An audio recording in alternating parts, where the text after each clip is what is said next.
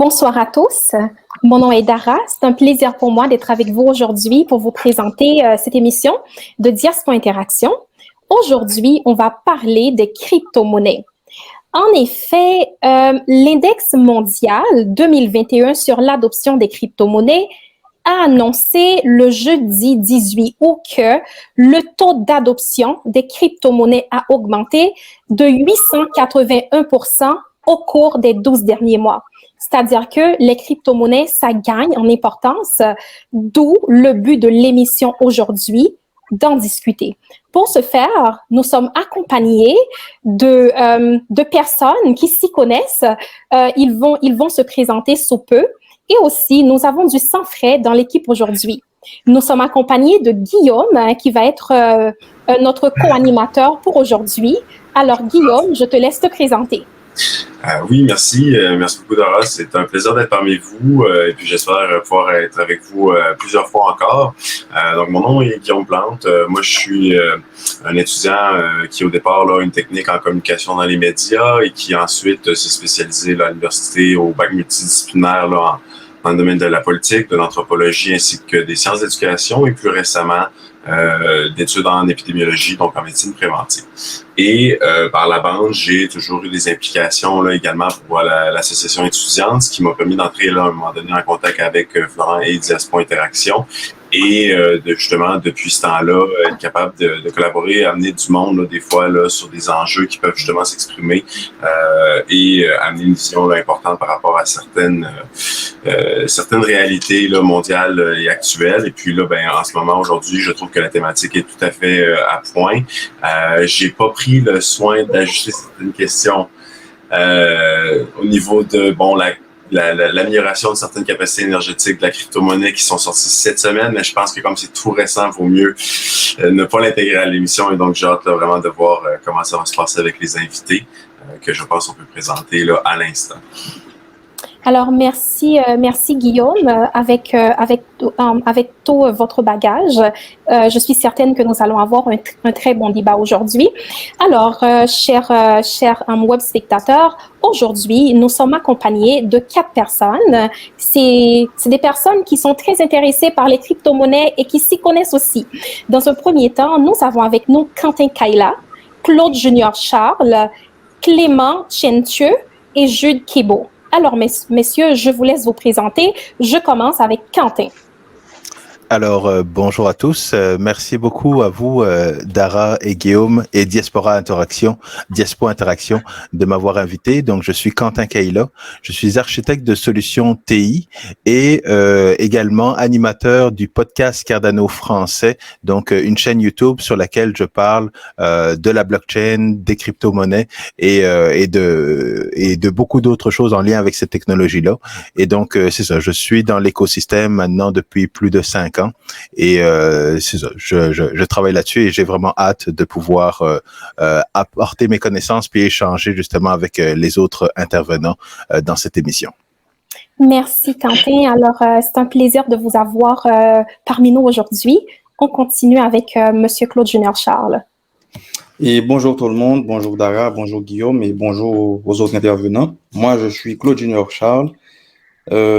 Je suis avocat de profession, j'ai une maîtrise en droit des affaires et mon essai a été surtout accentué sur la régulation des crypto-monnaies au Canada et j'ai déjà publié pas mal de textes sur les crypto-monnaies. Donc, c'est un plaisir d'être avec vous aujourd'hui. Merci. Merci beaucoup, Claude Junior. Alors, c'est sûr qu'on va quand même aborder la question de la régulation des crypto-monnaies aujourd'hui au cours de l'émission. Alors, merci beaucoup. Et on continue maintenant avec Clément Chentieux. Oui, bonjour à tous. Mon nom, c'est Clément Chentieux. Je suis ingénieur en informatique de formation et investisseur dans les crypto-monnaies depuis 2019, pardon. Raison pour laquelle je suis sur ce show. Et merci à Florent de m'avoir invité. Merci. Merci beaucoup, Clément. Alors, on a sur la table 2 personnes qui ont étudié en informatique. Pour balancer les choses, on a aussi un entrepreneur parmi nous. Il s'agit de Monsieur Jude Kebo, qui est aussi très intéressé en crypto-monnaie. Alors, je vous laisse vous présenter pour nos web spectateurs. Alors, merci de m'avoir invité. Mon nom, c'est Jude Bécou. Et dans ma vie de tous les jours, je suis un entrepreneur, quelqu'un qui touche de la main à un certain nombre de choses pour améliorer la vie des gens. Et j'ai été aussi intéressé très tôt par l'influence ou l'impact que les crypto-monnaies peuvent avoir sur nos vies depuis un certain temps. Et je m'y intéresse. Et donc, c'est à ce titre que je serai avec vous pour pouvoir apporter ma contribution aussi à ce débat. Merci. Merci beaucoup, Jude Bécou. Alors, c'est sûr que votre contribution aujourd'hui va être très importante. Alors, on va continuer le débat, mais avant tout, j'aimerais qu'on prenne une minute de silence pour Haïti, parce que présentement, il y a pas mal de turbulences dans le monde. Il y a quand même des problèmes un petit peu partout, puis particulièrement Haïti, qui a eu un séisme il y a à peu près une semaine de magnitude 8,2, avec beaucoup de dégâts matériels, à peu près 10 000 blessés, 2 000 morts. Alors, pour être solidaire envers le peuple haïtien, nous allons observer une minute de silence. Merci.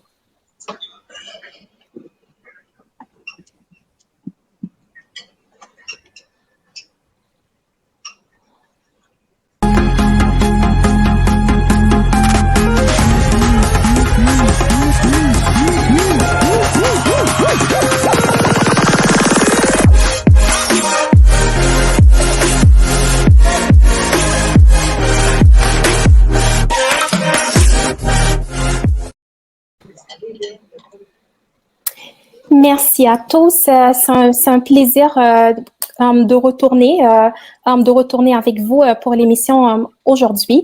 Alors, on va commencer avec le débat. Dans un premier temps, messieurs, que sont les crypto-monnaies et quels en sont les différents types? On commence avec Monsieur Quentin.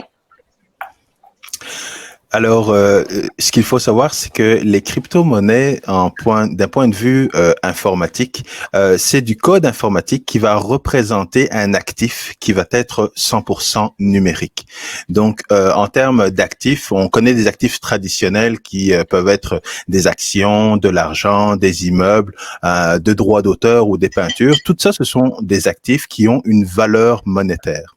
Et maintenant, les crypto-monnaies vont être une nouvelle catégorie d'actifs qui peuvent créer un lien dans le fond avec les actifs traditionnels que je viens de nommer, ou alors créer justement des nouvelles catégories d'actifs comme le Bitcoin, qui est ce système monétaire qu'on attribue beaucoup à l'or 2.0. Alors, il y a d'autres sortes de crypto-monnaies qui entrent dans d'autres catégories, qui entrent dans des catégories qui sont un petit peu comme des actifs, mais qui appartiennent, qui font fonctionner dans le fond un écosystème. Donc, on a l'exemple de la crypto-monnaie Ethereum, qui est cette crypto-monnaie-là qui a amené un nouveau concept de contrat intelligent. Et à ce moment-là, cette crypto-monnaie-là est en mesure c'est l'essence qui va faire fonctionner justement ces transactions-là, qui va faire fonctionner ces contrats intelligents. Et la liste des cas d'utilisation au niveau des crypto-monnaies est très longue. Donc, on a, comme je le disais, des contrats intelligents, on a des NFT qui ont fait fureur et qui ont fait les choux gras en début d'année.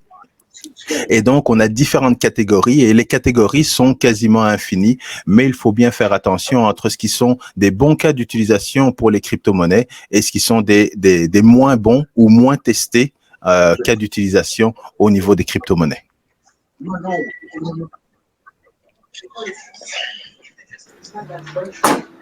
Merci. Désolée, mon micro était fermé. Oui, merci Quentin. Alors, Claude Junior Charles, est-ce que vous pouvez nous parler un peu des crypto-monnaies? Bien sûr, quand on parle de crypto-monnaies, je souris. Et moi, personnellement, quand je parle de crypto-monnaies ou encore les différents types de crypto-monnaies, j'aime surtout mentionner le prix Nobel de l'économie de 1976, à savoir Milton Friedman, qui avait fait, je ne vais pas dire prophétie, mais une prédiction. Donc, Milton Friedman avait surtout souligné lors d'une entrevue en 1999 qu'il arrivera un jour où il y aura des transactions, où l'Internet permettra des transactions entre des personnes, entre une personne A et une personne B, sans que ces deux personnes se connaissent. Et vous allez comprendre qu'après la crise financière de 2008, effectivement, donc on a eu Bitcoin avec l'article publié par Satoshi Nakamoto, donc Bitcoin et Peer-to-Peer Electronic Cash System, qui a comme initié, donc en 2008 avec cette publication, et précisément en 2009, donc on va avoir l'extrait des premiers Bitcoins par Satoshi Nakamoto. Et que sont les crypto-monnaies? Donc en termes de définition, donc, soit dit en passant, je suis de l'école qui ne croit pas que les crypto-monnaies sont des monnaies. Mais en termes de définition, une crypto-monnaie, c'est une monnaie cryptographique ou encore monnaie virtuelle qui permet des échanges entre plusieurs personnes sans que ces personnes se connaissent et de manière indépendante des autorités centrales de contrôle. Donc, brièvement, donc, on peut aussi dire qu'en plus des bitcoins, on peut parler en termes de crypto-monnaies, de Litecoin, de Cardano, etc., etc. Il y en a plein, la liste est longue. Donc, c'est ça, merci. Merci beaucoup, M. Charles. Vous avez pointé quelque chose que je trouve intéressant. Vous avez dit que les crypto-monnaies, vous pensez que ce ne sont pas des monnaies. Alors, on va revenir là-dessus. On garde ce point-là important. On continue avec M. Bécou. Par rapport que sont les crypto-monnaies pour vous et tout? OK. Pour moi, en tant qu'entrepreneur, je me suis intéressé, comme je l'ai dit au début, à ces crypto-monnaies ou à ces méthodes et moyens d'échange de nos jours. Pourquoi? En tant qu'entrepreneur, on a des services et des produits qu'on fabrique. Et l'histoire de la monnaie jusqu'à nos jours a montré que on est passé du troc, on est passé à l'or, qui était lourd. On a passé toute l'histoire pour réduire ce que c'est que la manière de troc, parce que Est-ce qu'on m'entend? Passer toute l'histoire pour... Oups, il y a comme un retour, excusez-moi. Et donc, on ne pouvait pas transporter les bétails, on ne pouvait pas transporter toutes les marchandises. Alors, il fallait trouver un moyen de communication, un moyen de transaction pour faciliter les choses dans la transhumance de façon générale, jusqu'à ce qu'on arrive à l'argent. Et en passant par les cartes de crédit, et il y a toujours, comme l'a dit l'avocat, qu'il y a toujours une autorité centrale qui gère le rapport entre celui qui produit et celui qui achète. Et des fois, en tant qu'entrepreneur, tu es là, tu te dis, ben voilà, j'ai un produit en main et l'autre a un produit en main. Et on sait que si on doit faire toutes sortes de transactions, des fois, en réalité, on n'a pas besoin d'un intermédiaire. Ben, ça facilite les choses, mais la réalité, c'est que si j'ai, je sais pas, je donne un exemple très simple, j'ai de la pomme et l'autre a du poisson. Pourquoi je peux pas lui donner le poisson et lui donner ma pomme, enfin mon tas de pommes et recevoir le poisson? Ça se fait encore aujourd'hui à des lieux, on parle de troc. Ce qui m'a vraiment touché sur le plan de ce que c'est que les crypto-monnaies aujourd'hui, c'est que je puisse directement communiquer avec l'autre sans nécessairement passer par une autorité centrale. Ce n'est pas une fuite de responsabilité. Je travaille de mes forces, l'autre a produit, ben, essayons de revenir à la base. Et ces crypto-monnaies nous permettent de pouvoir le faire. Certes, il y a tout un processus qui est en cours, c'est nouveau, tout doit se mettre en place, il y a des failles, il y a des faiblesses dans ce système, mais moi, je crois que c'est une bonne façon de travailler peer-to-peer, comme on le dit, de passer à une personne directe, d'envoyer de l'argent où que je suis à une tierce personne, sans passer par nécessairement des gens d'autres autorités, d'autres institutions qui prennent énormément de l'argent pour un travail qui n'est pas pour lesquels ils n'ont pas nécessairement participé à la création de ça. C'est une autre forme un autre modèle économique qui est peut-être parallèle à ce qui est instauré, qui est là actuellement. Ça va prendre son temps, mais ça va finir par s'imposer, je crois. Donc, voilà ce que j'avais à dire pour l'instant. Merci, Monsieur Beko. En effet, je retiens particulièrement que les crypto-monnaies, ça enlève un intermédiaire. Alors, maintenant, je passe la parole à Monsieur Clément. Pour vous, que sont les crypto-monnaies? Une crypto-monnaie, c'est un écosystème de transactions.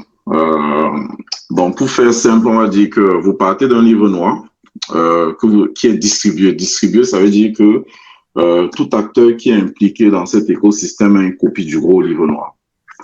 Et donc, maintenant, chaque acteur qui émet une transaction dans cet écosystème, il émet une transaction et tous les acteurs qui ont la copie du gros livre noir, je pense que tout le monde comprend. Quand je dis gros livre noir, tout le monde comprend de quoi je parle.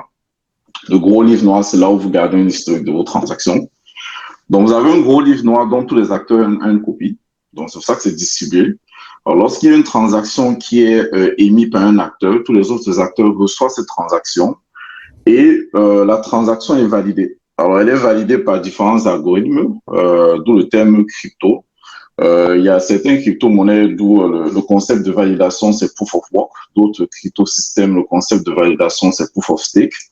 Mais l'idée globale ici, c'est que lorsqu'une transaction est mise dans l'écosystème, elle est validée par l'ensemble par certains acteurs qu'on appelle les miners, par exemple, dans Bitcoin. Et maintenant, cette transaction-là peut storer différents types d'informations. Ça peut storer une unité de valeur, ça peut storer un contrat intelligent, comme l'a mentionné Quentin tantôt. Et donc, c'est tout cet écosystème-là qui forme une crypto-monnaie. Donc, une crypto-monnaie en base, en termes de fonctionnement, c'est comme une devise normale, comme le dollar américain. Sauf que l'infrastructure à l'arrière de ça est différente. L'infrastructure à l'arrière de la crypto-monnaie, ici, c'est un gros livre noir qui est distribué en gros. Parfait. Merci beaucoup, Clément. Alors, notre émission est suivie par des personnes qui s'y connaissent en crypto-monnaie et des personnes qui ne s'y connaissent pas comme moi, par exemple. Si vous pouvez dire pour nos web spectateurs en langage de tous les jours, comment ça fonctionne les crypto-monnaies? Les transactions, ça se fait comment? Est-ce que c'est à travers des plateformes, une plateforme? Si vous pouvez nous en dire plus, je vais commencer avec Monsieur Quentin. Alors, ce qu'il faut savoir, et comme l'a expliqué Clément juste avant moi, c'est que il y a toute une infrastructure et avant d'être un actif ou une transaction, la crypto-monnaie se base sur une technologie qui s'appelle la technologie blockchain. Cette technologie-là permet justement comme cela a été dit, d'avoir une copie d'un grand livre ou d'une base de données qui va être décentralisée. Donc, toutes les personnes qui veulent participer justement à cet écosystème peuvent avoir une copie de ce livre ou de cette base de données. Une fois que chacun a cette copie-là, eh bien, il y a d'autres personnes, des intervenants externes qui vont faire des transactions. Et lorsqu'une transaction est réalisée, eh bien, il y a une personne qui a une copie de la base de données ou du grand livre qui va vérifier que cette transaction est bien une transaction valide. Lorsqu'il fait cette validation-là, eh bien, il peut remonter à chacune des transactions qui se trouvent dans le gros livre ou dans la base de données pour vérifier, ben, cette transaction-là qui doit être exécutée, c'était quoi l'origine de cette transaction-là? D'où vient l'argent? Et c'est l'aspect décentralisé dont on parle parce que dans le monde traditionnel ou dans le monde financier, c'est la banque qui va jouer le rôle de dire, bon, bah, OK, je passe cet argent d'une personne à l'autre. Et cette centralisation ou cette autorité-là, au niveau des crypto-monnaies et de la blockchain, on la retire. Donc, ça fait en sorte que ça devient un écosystème qui est open source, qui est décentralisé, donc open source, transparent, qui est neutre, et donc chacune des transactions est validée par un des participants qui a une copie de la base de données, et une fois qu'il valide cette transaction-là, va envoyer une copie de la blockchain ou de cette base de données pour que tous les acteurs puissent à leur tour valider la transaction et mettre à jour, dans le fond, leur base de données. Merci beaucoup, Monsieur Quentin, pour vos explications. Alors, je ne sais pas si l'un des autres intervenants voudrait en ajouter quelque chose. Je vois Monsieur Charles qui est en train de sourire. Oui, et en réalité, je souris parce que quand on parle de crypto-monnaie, c'est vrai, l'idée libertarienne derrière la création des crypto-monnaies, donc fait penser en réalité à la décentralisation, désintermédiation, l'absence, tout ça. On va en parler tantôt parce que j'ai vu qu'il y avait une question qui en parle, mais il n'y a pas réellement désintermédiation ou encore décentralisation, mais on va en parler. Ensuite, en termes de fonctionnement des crypto-monnaies, fondamentalement, et comme mes collègues l'ont dit préalablement, quand on parle de fonctionnement des crypto-monnaies, il faut nécessairement parler de la blockchain ou encore du minage qui s'y effectue. Là, on rentre un peu dans la technicité et je vais essayer, dans la mesure du possible, d'être le plus simple. Vous l'avez dit, et je vais le répéter sans vouloir faire des redites, la blockchain, c'est comme une base de données qui permet en réalité le stockage et le transfert des valeurs. Et c'est la raison pour laquelle j'aime dire toujours que le Bitcoin avec le petit b, c'est la crypto-monnaie en soi, alors que le Bitcoin avec le grand B, c'est la blockchain du Bitcoin. Et effectivement, quand on parle du minage, eh bien, le minage, c'est un processus algorithmique dans la création des crypto-monnaies. Donc, le minage se fait par des mineurs. Oui, tout le monde peut être mineur, mais il y a des coûts. Et en termes de fonctionnement, quand une transaction a été effectuée sur le système, donc elle sera immédiatement diffusée sur le réseau. Et le réseau, ce réseau dont on parle, est composé de plusieurs ordinateurs qu'on appelle nœuds, c'est-à-dire chaque ordinateur donc qu'une personne détient ou encore par devant lequel on trouve quelqu'un. Donc, c'est un nœud ou encore le mineur. Eh bien, le mineur ou encore les mineurs, quelles sont leurs responsabilités? C'est de vérifier donc la validité de cette transaction en utilisant les algorithmes propres à la blockchain. Et cette transaction, donc, quand elle a été validée, donc, elle va comme créer un nouveau bloc de données. Et à ce moment-là, donc, ce bloc qui vient d'être créé, donc, va s'ajouter aux autres blocs de la blockchain qui existent déjà et dont on parle, qui va être là de manière permanente et immuable. Mais c'est quoi l'intérêt de tout ce processus? C'est la rémunération. Je crois que mon collègue qui a, je ne me rappelle pas de son nom, il a parlé tantôt de preuve de travail ou encore proof of work. Eh bien, l'intérêt de tout ce minage, c'est quelque part à la fin, donc le mineur va être rémunéré, donc en crypto-monnaie ou encore en monnaie virtuelle. Donc ça, c'est la preuve de travail, mais il y a aussi la preuve d'enjeu ou encore le proof of stake. Mais et aussi, donc, Dara, dans ta question, tu avais parlé, donc si quelqu'un a besoin d'acheter ou encore de vendre tout ça, d'investir tout ça. Moi, j'ai dans mon portefeuille des Ethereum, des Bitcoin, etc., pour ne citer que cela. Donc, il y a plusieurs plateformes qui sont disponibles pour ça. Moi, j'utilise, sans vouloir faire du marketing pour les plateformes, j'utilise Coinbase et Binance, ou encore Binance, si on veut l'anglais. Donc, ce sont ces deux-là que j'utilise. Donc, si quelqu'un veut investir dans les crypto-monnaies, donc il y a plusieurs plateformes, mais moi, je cite Coinbase et Binance où la personne peut aller faire son investissement. Il y a aussi Wealthsimple au Canada, donc qui offre tout ça. Donc, ça, c'est un peu réglementé au niveau du Canada, mais les autres sont les plateformes que moi, j'utilise régulièrement. Merci, Monsieur Charles. Alors, Monsieur Bécou, je ne sais pas quelle plateforme que vous utilisez, si vous voulez dire quelque chose. Ben, en fait, moi, je voudrais revenir un peu sur la question que vous avez posée. En fait, si je veux expliquer ça À madame, monsieur, tout le monde, c'est quoi? En fait, on parle d'algorithmes, on parle de thèmes très techniques, mais la réalité, c'est que tout ce qu'on fait ici, même le fait qu'on est en train de parler, c'est des équations mathématiques. Tout ce qu'on dit ici, c'est en termes de mathématiques que l'appareil prend ça et le transforme en voix. C'est pas parce que je vous parle directement que vous m'entendez là.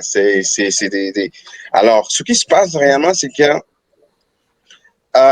si j'amène ça au niveau simple, c'est quand on prend un village, OK?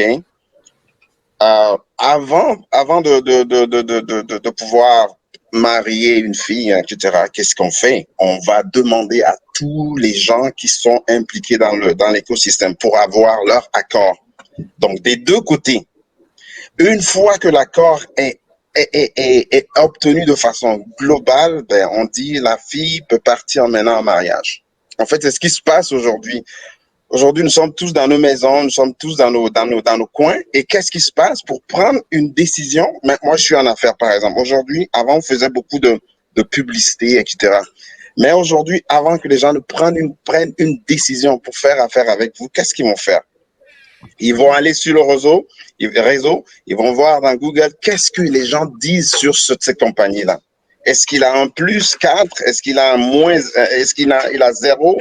Et c'est ça qui amène les gens à prendre leurs décisions pour faire affaire avec. C'est la même chose qui se passe de façon plus complexe. Donc, pour que on puisse valider une opération, qu'on dise que si on prend le Bitcoin que c'est créé, ben, il faut que un certain nombre d'acteurs, on parle de mineurs, etc., soient d'accord pour valider, pour dire que cette opération, elle est correcte, elle est correcte, laissez-la passer. C'est un peu comme ça que ça fonctionne. Et pour les gens qui vont, si on le voit sur le côté mathématique, les gens qui vont, ou les mineurs qui vont résoudre le problème, vont donner la création à un Bitcoin qui va servir d'élément d'échange. Donc, c'est un peu comme ça que moi, je le comprends et que j'explique ça aux gens. C'est aujourd'hui, c'est comme ça que ça se passe. Covid nous l'a encore plus montré qu'on est chez nous, tout se passe en ligne maintenant. Donc, c'est un peu ça. Voilà. Merci beaucoup, Monsieur Bécaud. Merci pour vos explications. Alors, Monsieur Clément, est-ce que vous avez quelque chose à ajouter par rapport au fonctionnement des crypto-monnaies? Je vais répondre à la dernière question qui est de savoir comment est-ce que monsieur et madame tout le monde peut s'impliquer. Exactement. Et puis, je vais classer ça en 3 catégories. Il faut savoir qu'aujourd'hui, pour s'impliquer dans les crypto-monnaies, vous pouvez vous impliquer en tant qu'investisseur, c'est-à-dire achat-vente. Vous pouvez vous impliquer en tant que mineur.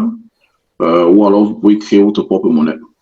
En ce qui concerne achat-vente, c'est vraiment, je dirais, l'option la plus facile en termes de monsieur tout le monde. Là. Vous prenez votre smartphone, aujourd'hui tout le monde a un smartphone. Vous prenez votre smartphone qui vous permet de télécharger une application qui va vous aider à faire des achats-ventes. C'est aussi simple que ça. Aujourd'hui, il y a des applications qui sont préférables dépendant du pays où vous vous trouvez. Par exemple, si vous êtes aux États-Unis, vous allez peut-être pouvoir télécharger Binance. Si vous êtes au Canada, vous allez prendre, c'est pas moi, crypto.com ou alors d'autres applications qui facilitent les transactions au Canada. Et si vous êtes en France, vous allez télécharger des applications qui s'intègrent avec le système français de transactions SEPA et tout ça. Donc, vraiment, pour le monsieur tout le monde, là, vraiment, et j'invite, parce que j'ai eu beaucoup de discussions avec les gens sur comment commencer. C'est vraiment super simple. Vous allez sur votre smartphone, vous téléchargez une application qui vous permet de faire des achats-ventes. En ce qui concerne le minage, là, pour monsieur tout le monde, vous allez devoir vous former. Ça va prendre des formations. Vous allez devoir... vraiment, en gros, pour faire ça, vous allez devoir vous former. Ça va pas être une histoire de télécharger une application et puis vous êtes dans le minage, non. Vous allez devoir vous former, vous allez devoir acheter des équipements et vous éduquer sur c'est quoi les meilleurs moyens pour être rentable. Et maintenant, en ce qui concerne aussi créer votre propre monnaie, ça c'est parfois un volet que beaucoup de gens ignorent, mais c'est possible aujourd'hui, surtout avec la blockchain Ethereum qui a facilité le processus de création. Aujourd'hui, tout le monde peut créer sa propre crypto-monnaie de la même manière que vous pouvez créer un site web. Et donc, moi, j'invite aussi les gens, que ce soit les entrepreneurs, là, un entrepreneur ici sur la radio, que ce soit les entrepreneurs ou toute personne qui veut révolutionner un secteur. Admettons, par exemple, vous voulez révolutionner le secteur du vote au Cameroun pour enlever la corruption. Hein. Vous pouvez créer votre propre monnaie qui va gérer, par exemple, un système de vote. Voilà. Merci. Merci beaucoup, Monsieur Clément. En effet, vous avez mentionné quelque chose d'important qu'on va revenir là-dessus. C'est concernant, vous avez dit que tout le monde peut créer sa propre crypto-monnaie. Mais tout d'abord, mon collègue Guillaume, je sais qu'il a beaucoup de questions pour vous. Alors, je le laisse continuer avec le débat. À toi, Guillaume. Merci beaucoup, Dara. Alors, messieurs, justement, on en arrive là, justement, une fois qu'on sait un petit peu du produit duquel on parle, à se poser des questions bien simples en général. Donc, qu'est-ce qui est plutôt bien ou mal, là, en quelque sorte, dans certains aspects de ces crypto-monnaies-là et de comment elles fonctionnent et de ce qu'elles impliquent. Et donc, on veut savoir ici un petit peu quels sont les avantages et les risques des crypto-monnaies, à votre humble avis, en fonction, bien sûr, de votre perspective. L'objectif ici, c'est vraiment de voir quelles sont les problématiques liées aux crypto-monnaies au niveau là, tant de la technologie qui est utilisée, de l'aspect finance, justement, que ça l'implique, et aussi, sécurité des transactions, là, comment vous percevez cela. Donc, ça répond là, bien un petit peu aux trois éléments qui avaient été décortiqués là, précédemment par Clément et qui divisait là, justement en trois catégories là, un petit peu là, la valeur là, de ce qu'on parle là, quand on parle de ces crypto-monnaies-là. Juste à savoir un petit peu, selon vous, là, si on parle du public, du consommateur de la valeur, si on parle du mineur, quels sont les avantages et les risques des crypto-monnaies? Et là, je commencerai à ce moment-là par Monsieur Quentin. Oui, bien.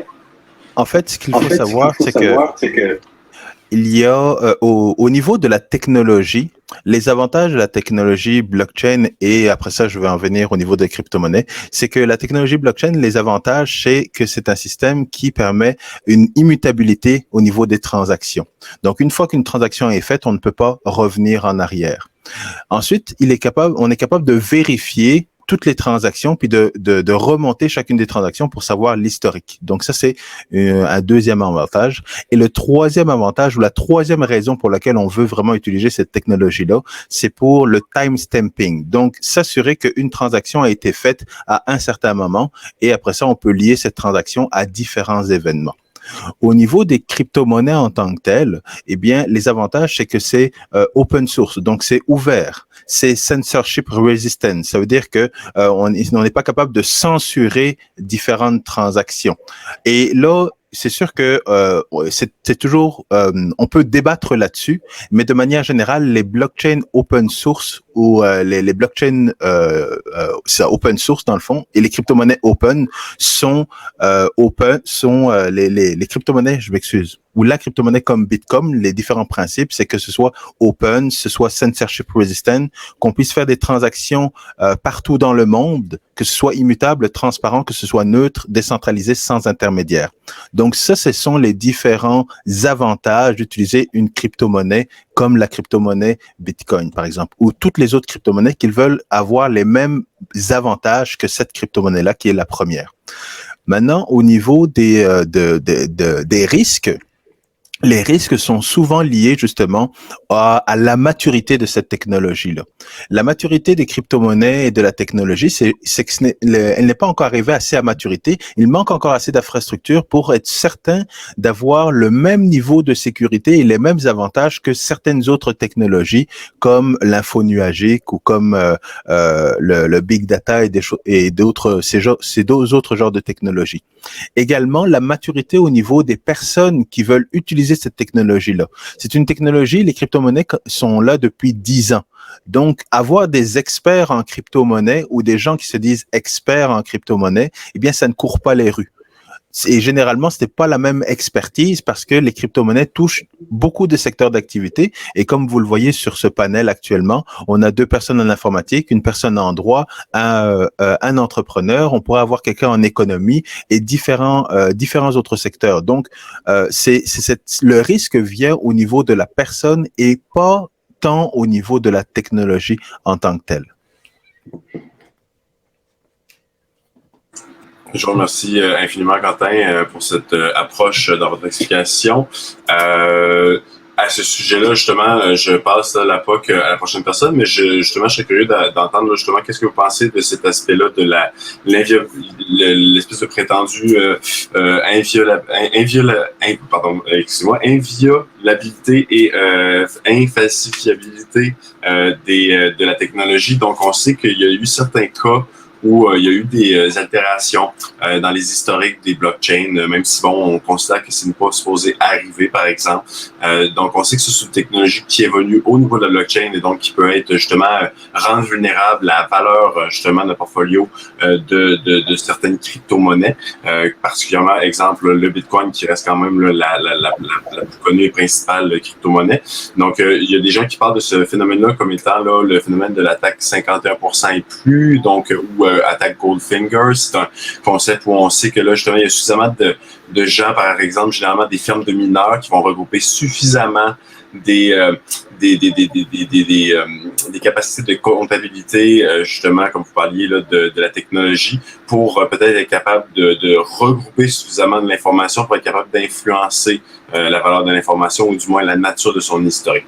Donc, qu'est-ce que vous pensez de ce type de problématique-là? Êtes-vous vraiment soucieux, disons, de ce type de problématique-là? Et à ce moment-là, ben, je référerais, là, mettons, à Clément, pour voir là, au niveau de vos capacités d'analyse, comment vous percevez ce niveau-là de risque et de plus-value là, justement par rapport au risque? Comment on se protège également peut-être? Je vais essayer de classer ça en tant que les différents acteurs là. Au niveau du créateur d'une crypto-monnaie, il n'y a pas réellement, enfin, le risque est vraiment minime, si je dirais même négligeable. Au niveau du mineur, le risque est minime aussi parce qu'il faut savoir que lorsqu'on parle de ceux qui ont la capacité de corrompre une crypto-monnaie, soi-disant quoi, parce qu'ils ont 51% du pouvoir du mining, ils ne sont capables de corrompre que des transactions futures. Ça veut dire quoi? Ça veut dire qu'une fois que vous avez émis une transaction et que cette transaction est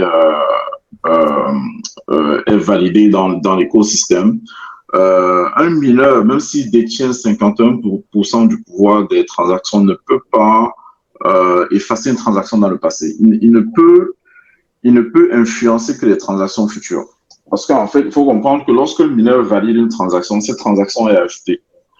Et celui qui a 51% du pouvoir du mining, ben en fait, il a un avantage. Son avantage, c'est qu'il est capable d'accepter les transactions beaucoup plus rapidement que le reste des validateurs. Donc, ça veut dire que si lui, il introduit une transaction frauduleuse, il est capable de maintenir cette transaction frauduleuse vu qu'il a un pouvoir d'acceptation supérieur aux autres. C'est-à-dire qu'il peut non seulement introduire une transaction frauduleuse, mais vu qu'il a un pouvoir supérieur aux autres, il peut ajouter autant d'autres transactions, il peut ajouter autant de transactions qu'il veut. Et c'est important pourquoi? Parce qu'en fait, dans la blockchain, la transaction valide est celle... désolé, là. Alors, je disais de valider au niveau de l'écosystème d'une blockchain. On a parlé tantôt au début de l'émission que le livre noir il est distribué, ça veut dire que chaque acteur a une copie. La copie qui à tout moment est considérée valide est la copie la plus longue. Ça, c'est important à comprendre. La copie considérée valide dans un écosystème de blockchain est la copie qui a le plus grand nombre de transactions. Ça veut dire que le gars qui a 51%, s'il est capable d'introduire une transaction frauduleuse et ensuite de mettre plusieurs transactions au-dessus de cette transaction frauduleuse-là, mais il est capable de maintenir cette transaction frauduleuse à vie parce que la copie la plus longue sera toujours celle valide. Donc, pour revenir donc au risque, pour moi, en tant qu'investisseur Comment se protéger contre cela? La meilleure façon, c'est d'avoir un portefeuille dur. Dans les crypto-monnaies, il y a le concept de deux types de portefeuilles, les hard wallets et les soft wallets. Hard wallet, c'est vous avez un portefeuille qui en gros est comme une clé USB. Et donc, les transactions qui sont dans cette clé-là, vu que c'est pas quelque chose qui est connecté à Internet, sont virtuellement incorruptibles parce que dès lors que vous avez effectué une transaction qui est validée, comme je le dis, elle ne peut pas être détruite. Les fraudeurs ne peuvent frauduler que les transactions futures et non celles du passé. Et la deuxième chose aussi, maintenant, et ça ne concerne pas les 51%, mais bon, en termes de minimiser vos risques, c'est d'essayer d'avoir le au maximum possible le contrôle de vos crypto-monnaies. C'est-à-dire quoi? Lorsque vous achetez des crypto-monnaies sur des exchanges, les exchanges en général, si vous achetez par exemple le nom du Bitcoin, admettons vous achetez 1000 Bitcoins, ça ne veut pas dire que l'exchange, ils vous vendent 1000 Bitcoins, mais ça ne veut pas dire qu'ils ont littéralement les 1000 Bitcoins. Donc ça, c'est la deuxième protection en général que je recommande aux gens, c'est-à-dire de transférer vos crypto-monnaies sur vos portefeuilles, au minimum un soft wallet. Meilleure des choses, c'est de les transférer sur un hard wallet qui vous protège effectivement aussi contre l'attaque du 51%. Merci. Je vous remercie beaucoup pour la réponse. Effectivement, hard wallet, donc certains types de clés USB là, qui permettent d'enregistrer crypto-monnaies et autres, qui amène des fois certains autres inconvénients, comme par exemple lorsqu'on perd, disons, là, la pièce matérielle, là, si des fois on n'a pas accès, là, évidemment, à au software par la suite, un enregistrement, par exemple, dans un serveur. Donc là, il peut y avoir une perte, disons, complète de la valeur et aucune assurance derrière ces pertes matérielles-là. Mais j'aimerais plus s'orienter à ce moment-là, la discussion sur un aspect, justement, qu'on a légèrement abordé là, par rapport aux avantages, mais surtout aux risques des crypto-monnaies. Lorsqu'on parle là, justement un petit peu plus là, de l'approche, comment dire, l'approche criminelle, en quelque sorte, qui peut être faite des crypto-monnaies. Et là, je voudrais peut-être avoir l'opinion de M. Claude Charles Junior pour savoir un petit peu ce que vous pensez là, de cet aspect-là. Au niveau des aspects des fraudes, au niveau des aspects un petit peu plus des actions de volonté de cacher certaines dépenses d'argent. Comment est-ce que vous interprétez ce risque-là au niveau de l'usage, au final, de la technologie? Parce que la technologie, oui, est un outil extraordinaire avec beaucoup de potentiel, mais en même temps, c'est un outil qui peut être utilisé pour faire des transactions de type troc, de peer-to-peer, qui, des fois, peuvent être, disons, moins enchâssés dans des suivis par des institutions, par des gouvernements et ainsi de suite, et donc qui peut permettre, des fois, des abus, par exemple. Donc, j'aimerais savoir à ce moment-là, M. Claude, qu'est-ce que vous pensez un petit peu plus de cet aspect-là particulier de la question du risque? OK, donc merci Guillaume de cette question. C'est vraiment intéressant comme question, mais ce que je vais essayer de souligner, c'est que effectivement, donc, on attribue donc, aux crypto-monnaies des cas de fraude, etc., de blanchiment d'argent et du financement du terrorisme, de l'évasion fiscale, etc. Pourquoi? C'est en raison de l'anonymat donc du système. Ce que je veux surtout souligner, c'est que l'idée derrière la crypto-monnaie, eh bien, n'était pas, ou encore n'avait pas vocation, OK, n'avait pas vocation donc du blanchiment d'argent, de l'évasion fiscale, etc. Par contre, et effectivement, donc les détracteurs des crypto-monnaies parlent souvent de son anonymat, OK, pour parler des mauvaises choses auxquelles les crypto-monnaies s'adonnent. Et cependant, moi, ce que j'aime souligner, c'est que on a eu le financement du terrorisme, on a eu le blanchiment d'argent, on a eu l'évasion fiscale bien avant l'avènement des crypto-monnaies. C'est-à-dire, quelqu'un ne va pas venir me dire aujourd'hui, c'est parce que c'est à cause des crypto-monnaies qu'on a le blanchiment d'argent, qu'on a l'évasion fiscale. Il y a eu ça bien avant les crypto-monnaies. OK? Donc, il y a plusieurs et autres personnes, effectivement, donc, qui ont souligné donc, que les crypto-monnaies n'ont pas réellement la vocation d'être utilisées dans des activités illicites, mais c'est les personnes qui les utilisent pour effectuer des transactions qui profitent en réalité de ce qui fait leur force pour contrevenir à la loi. C'était là bien avant les crypto-monnaies. OK? Ça, c'était quelque chose que je voulais souligner. Ensuite, je vais prendre un exemple banal. Par exemple, j'ai un couteau. OK? Avec le couteau, donc je peux faire de bonnes choses. OK? Je peux cuisiner avec un couteau, je peux, je peux couper des trucs ou encore des tomates, des oignons, OK, des carottes, etc. Mais avec ce même couteau, je peux tuer. OK? Ce n'est pas le couteau en soi qui est mauvais, mais l'utilisation que l'on fait du couteau. Donc, c'est juste pour souligner que les crypto-monnaies en soi n'ont pas vocation, OK, pour inciter le terrorisme, pour inciter le blanchiment d'argent, mais la vocation, c'est surtout de rompre avec les autorités centrales de contrôle par rapport aux transactions qui s'effectuent à travers le monde en vue d'avoir certains avantages que les institutions financières n'offrent pas. OK? Donc, c'est ça l'idée derrière les crypto-monnaies et non, OK, mais je ne suis pas en train de dire non plus que les crypto-monnaies ne sont pas utilisées donc, dans des activités illicites, etc. Mais ce n'est pas ça la vocation. OK? Et tout comme l'argent, tout comme les crypto-monnaies, donc l'argent aussi est utilisé dans ces cas-là et c'est malheureux parce que ce n'est pas ça l'objectif derrière les crypto-monnaies. Merci. Je vous remercie également, Claude, pour la réponse. Et puis, je trouve ça intéressant, là, justement, de voir que, au final, c'est de se rappeler qu'effectivement, on a toujours eu des failles dans nos systèmes, justement, d'échange. Et donc, il y a toujours eu des espèces de failles d'exploitation que les gens moins bien intentionnés peuvent utiliser. Par contre, au niveau de cette technologie-là, et là, bon l'exemple, justement, de l'outil qui peut être autant utilisé pour de bonnes raisons que certaines moins bonnes raisons, je me demande, à votre avis, et là, à ce moment-là, je poserai là, la question à Jude. Est-ce que vous pensez que c'est une situation où le risque est plus marginal ou un petit peu plus systémique à ce moment-là? Est-ce qu'on parle vraiment de quelque chose qui risque de nous suivre tout le long de cette technologie-là et de rester une espèce de préoccupation constante de laquelle on doit se méfier, qu'elle puisse peut-être plus exploser du jour au lendemain, ou au contraire, on s'en va peut-être vers une technologie, particulièrement dans les avancées de la blockchain, qui se répercute rapidement dans la crypto-monnaie, d'avoir peut-être au contraire plus de sécurité, plus la technologie va avancer. Quelles sont vos impressions par rapport à ce niveau-là? Et est-ce que vous pensez qu'au contraire, la crypto-monnaie devient un avantage de protection par rapport à l'argent, par rapport au futur? Merci pour la question. Je veux dire, j'irai tout d'un go pour dire que toute œuvre humaine est perfectible.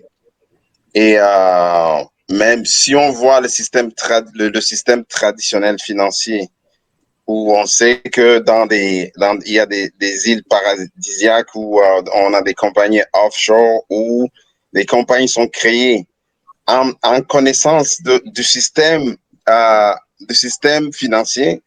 Il y a une question, il y a une réflexion à se faire. Moi, je donne l'exemple souvent de quand vous voyez, je ne sais pas si vous avez connu ça, moi je viens du Togo, de l'Afrique, et quand on était jeune, on allait souvent à la chasse pour aller chasser des souris dans la forêt, vous vivez dans la brousse, les vendredis.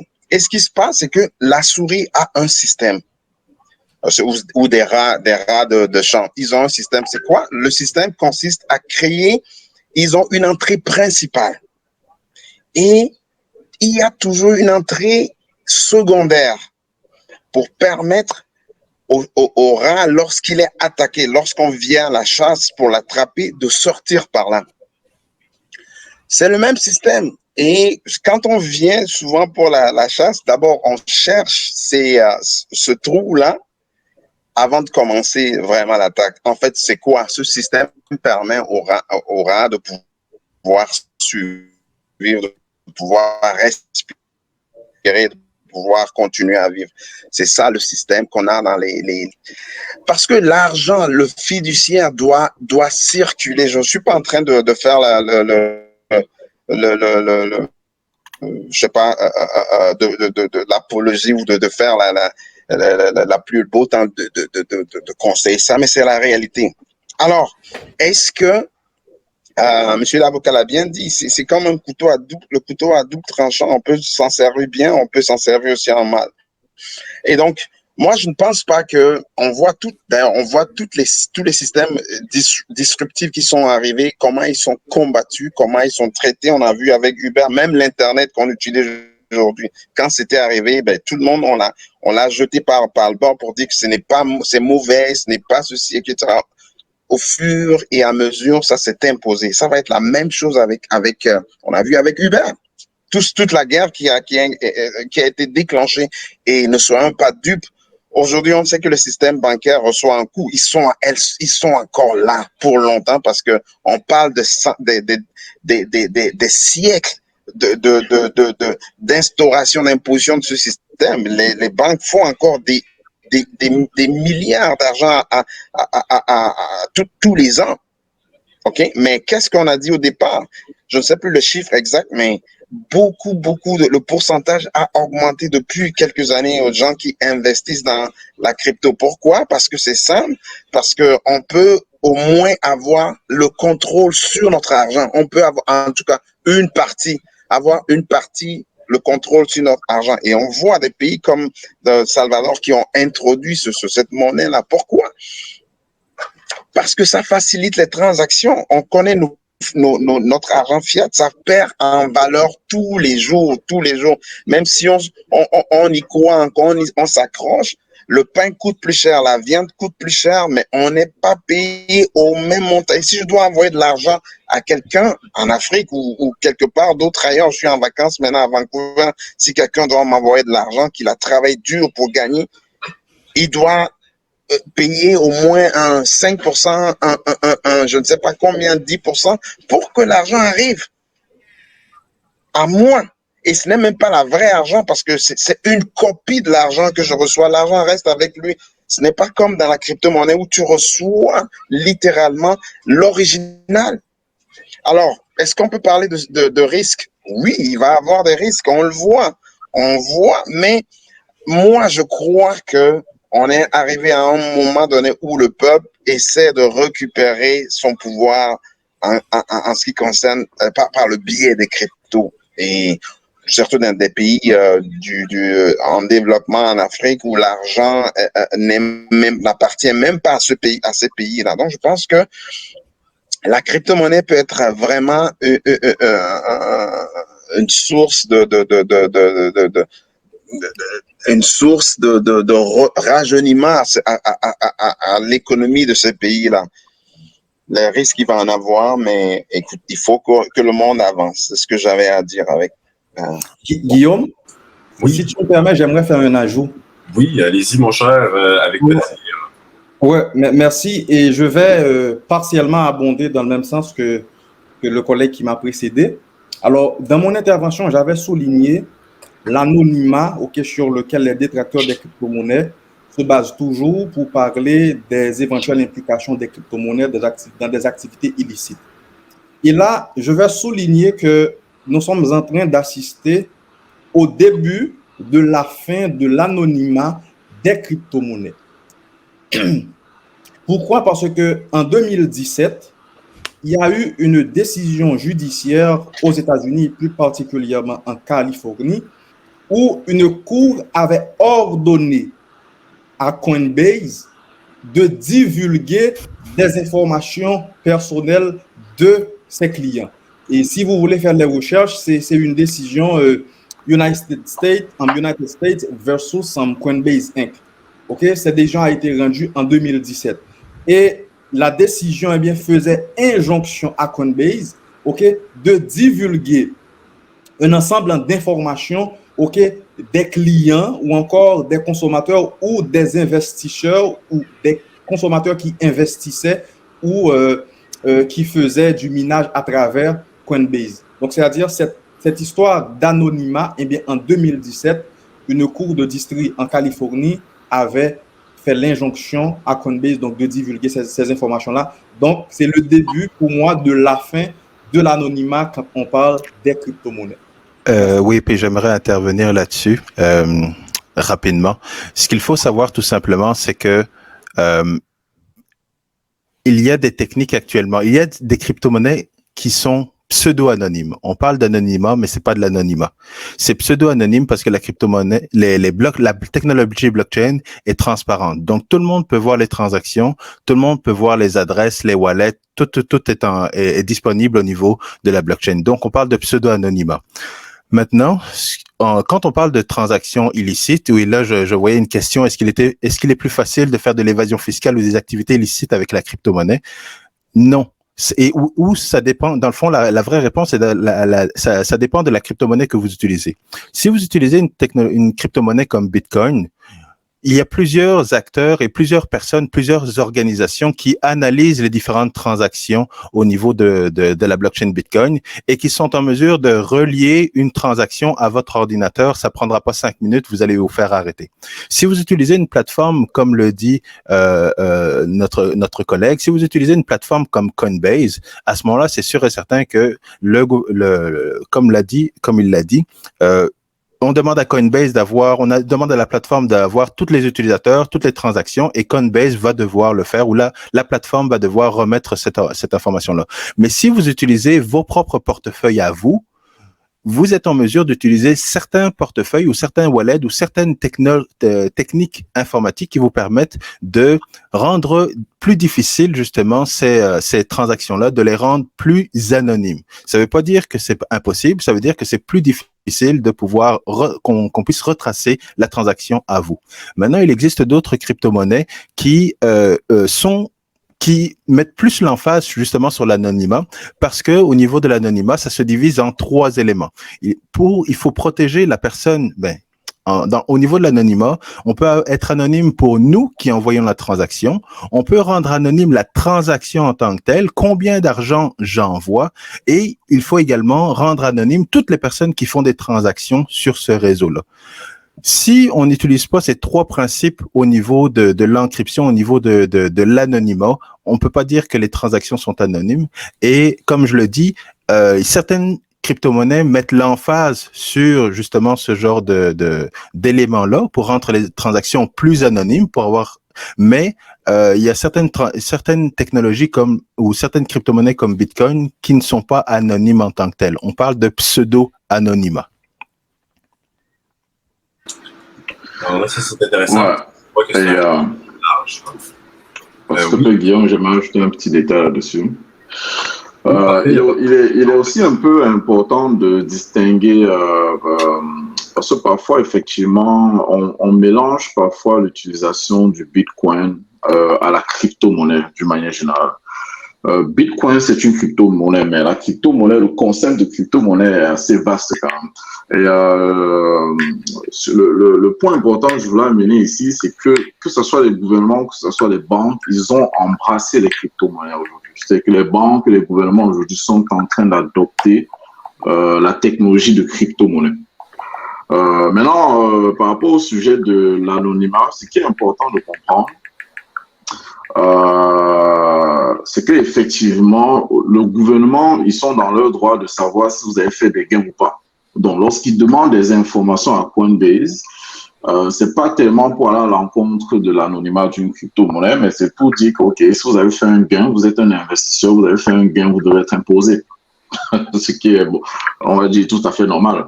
Mais maintenant, en termes d'anonymat des transactions, tel que Quentin l'a mentionné tout à l'heure, c'est toujours le cas. Lorsqu'on parle d'anonymat, il faut comprendre 2 choses. Lorsque vous faites une transaction par carte de crédit, c'est une transaction qui est traçable. Okay? C'est que lorsqu'on parle d'anonymat ici, ce qui est important à comprendre, c'est qu'on ne sait pas qui est impliqué derrière les transactions. Donc, lorsque vous faites une transaction par cash, par exemple, c'est anonyme. C'est-à-dire que si je prends 10 000 francs CFA ou je prends 10 000 $ canadiens et je donne cet argent à Quentin cash, c'est une transaction anonyme. Pourquoi? Parce que personne n'est au courant de cette transaction. Personne ne sait que moi, Clément Tientu, j'ai donné de l'argent à Quentin. Maintenant, au niveau des crypto-monnaies, une transaction par nature reste anonyme parce qu'une transaction, c'est de wallet à wallet. Le propriétaire du wallet, on ne sait pas forcément c'est qui. Lorsque je transfère du Bitcoin ou lorsque je transfère une autre crypto-monnaie, par exemple, je transfère du Bitcoin, moi, Clément Tientu, à Quentin, je vais le faire de mon wallet à son wallet. La transaction est enregistrée, bien sûr, sur l'écosystème, c'est sur la blockchain du Bitcoin. Mais maintenant, qui est propriétaire du wallet, on ne le sait pas. Et donc, de ce point de vue-là, la transaction reste anonyme. Maintenant, ce qui se passe en général, c'est qu'aujourd'hui, lorsque vous voulez convertir vos crypto-monnaies en une monnaie nationale, vous allez généralement passer par des exchanges. Et les exchanges, maintenant, eux, ils enregistrent les informations en termes de qui est propriétaire d'un wallet. Donc, si par exemple, vous voulez transformer vos bitcoins en monnaie nationale, vous allez devoir, si vos bitcoins sont sur un hard wallet, vous allez devoir les envoyer sur votre wallet sur un exchange. L'exchange qui, lui, a vos informations. Et lorsque vous allez vendre et sortir, dans ce moment-là, ça va être anonyme, l'information va être publiée, on va savoir que Clément Chencho ou alors Quentin a vendu des bitcoins et a fait tel montant. Mais en termes de transactions sur le réseau, ça reste anonyme.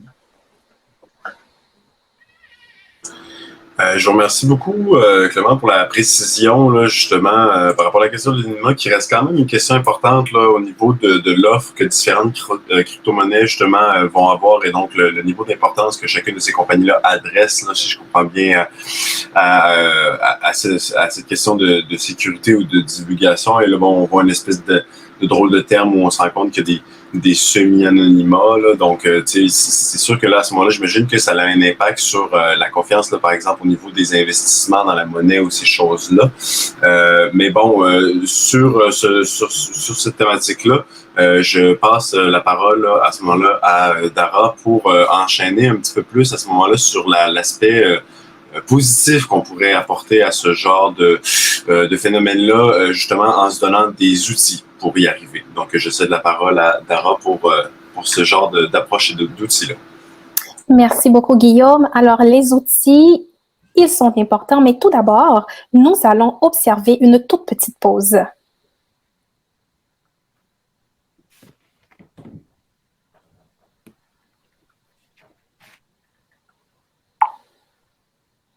Ce ne sera pas bien long.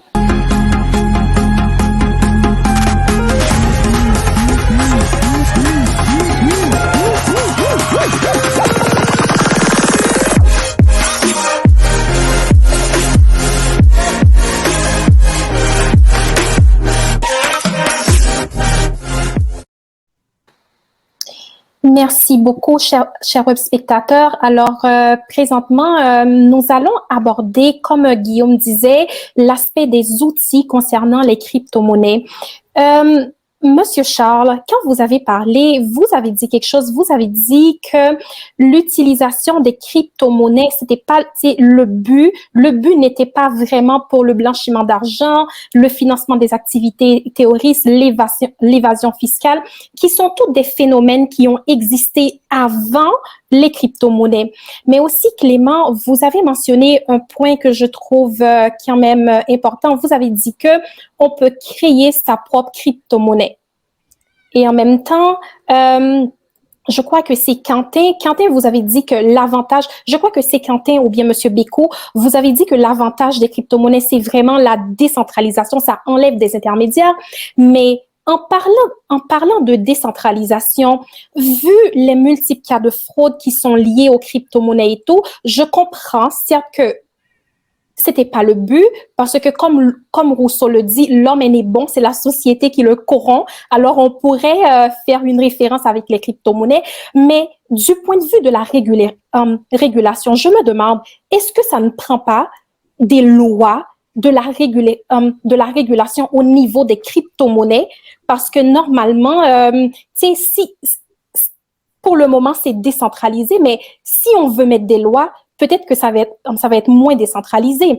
Alors, si vous pensez que ça prend la régulation au niveau des crypto-monnaies, quels en sont les enjeux? À vous, Monsieur Bécaud. Je vais parler avant de laisser l'avocat. J'ai aussi un background de juriste. Je suis une formation, j'ai une maîtrise en droit en fait, mais mon core business est dans le cuir actuellement. Je suis propriétaire de compagnie qui restaure le cuir.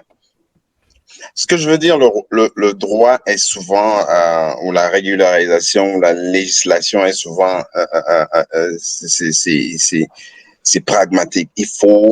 c'est basé sur l'étude des faits, l'étude de l'histoire d'une situation avant que la loi ne puisse être votée ou adoptée. Et souvent, on dit souvent que la loi est comme traîne en arrière parce que le temps que la crypto est arrivée à maturité, c'est maintenant, en ce moment, que les juristes, le législateur se met au travail pour comprendre en réalité ce qui se passe. Certes, il y a des tendances qui sont là. Les gens disent qu'il faut légiférer, d'autres disent non, on ne peut pas légiférer sur quelque chose qu'on ne maîtrise pas, qu'on ne connaît pas encore. Donc, ce qui pourrait arriver, c'est que la loi va s'imposer sur quelque chose qu'elle ne maîtrise pas du tout, parce que la blockchain, tout ce qui vient avec ça, le législateur n'y connaît absolument rien et la technologie est en train de se développer. Peut-on voter une loi et puis l'adopter ou puis l'améliorer avec le temps? Certes, il faudra légiférer puisqu'on ne peut pas faire des transferts de montants énormes, ce qui touche à l'économie d'un pays et qu'on laisse ça aller de cette façon-là. Moi, je pense que ça va se faire au fur et à mesure et qu'on ne peut pas l'imposer. On risque de détruire une économie, une nouvelle économie qui est en train de naître parce qu'il ne faut pas se le cacher. La crypto-monnaie, tout ce qui est blockchain apporte vraiment des grandes solutions à nos économies, à nos vies, dans le domaine de la science, dans le domaine de la santé, dans le domaine sportif, même pour les artistes. Les artistes, on le voit aujourd'hui, les artistes ont été volés pendant longtemps par les maisons de disques, par les producteurs. Aujourd'hui, ils ont le droit d'avoir le droit sur leurs produits, sur les choses qu'ils produisent. Et donc, on ne peut pas légiférer ça comme en un bloc. Comme c'est la blockchain, je pense que ça va se faire exactement pour jouer un peu avec le monde. Ça va se faire aussi en blockchain, la loi. Donc, c'est ce que j'allais donner comme petite introduction en laissant le juriste dire ce qu'il en pense. Merci. Quelle belle façon d'introduire Monsieur Charles. Alors Monsieur Charles, on aimerait vous attendre là-dessus. OK, merci Dara. Et là-dessus, je suis un peu mitigé. Mitigé pourquoi? Parce que je serais quelquefois enclin à dire oui, il faut réguler, mais d'autre part, il y a des éléments aussi qui me disent, mais bon, OK, il faut de préférence aller vers la non-régulation donc des crypto-monnaies. Je vais m'expliquer. Et tout à l'heure, et je crois que Bekou, si je ne m'abuse, donc a dit, on ne peut pas légiférer quelque chose qu'on ne maîtrise pas.